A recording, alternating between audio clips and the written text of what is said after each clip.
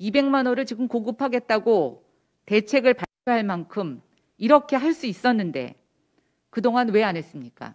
서울시 선거에서 주택 부동산 문제가 심각하다고 했더니 국토부가 서울시 재보궐선거의 선거대책본부로 전락한 것 같습니다.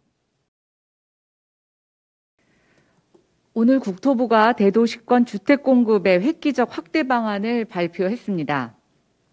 공공주도의 3080, 즉 서울의 30만 호, 전국 80만 호, 문정부 이래 최대 물량입니다.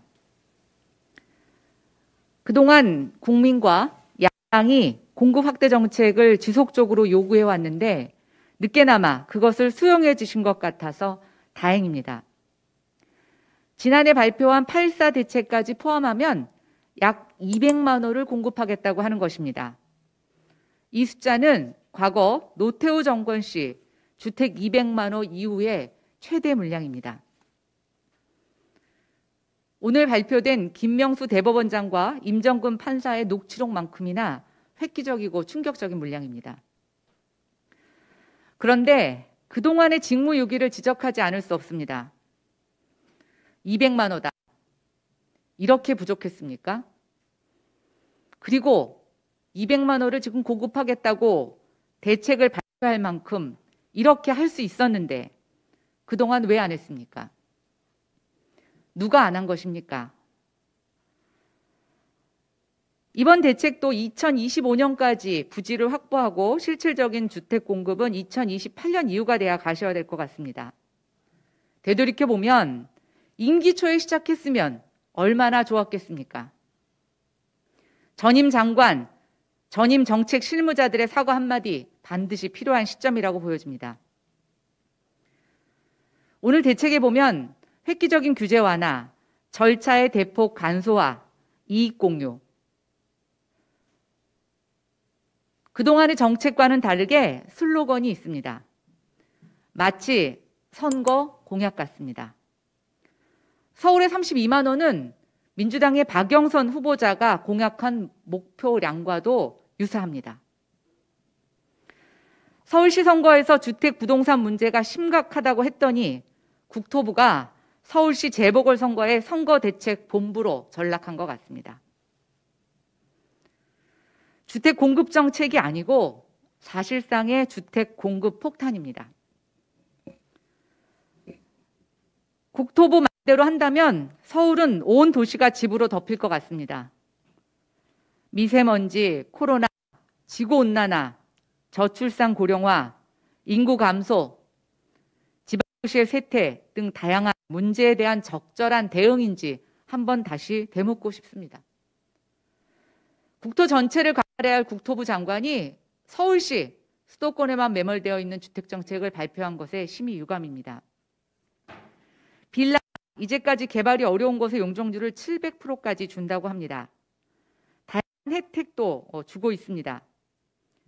이것에 대한 실효성은 좀 더 시장의 상황을 봐야 되겠지만 지주들에게 상가를 우선 분양하는 혜택 부여에 있어서는 요즘처럼 자영업이 어렵고 상가가 침체되고 있는 상황에서 효과가 있을지 의문입니다.